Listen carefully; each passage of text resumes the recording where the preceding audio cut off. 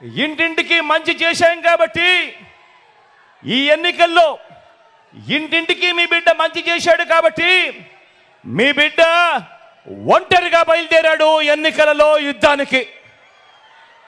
అందరినీ మోసం చేశారు కాబట్టి, చెప్పుకునేందుకు ఏ మంచి లేదు కాబట్టి కూటమిగా వారందరూ కూడా ఏకమయ్యారు.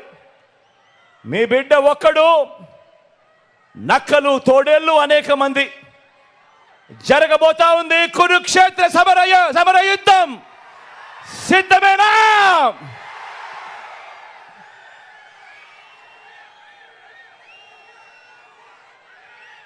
ఈ కూటమి వారి కూటమి ఎలాంటిదో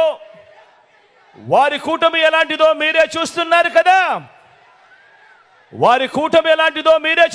కదా.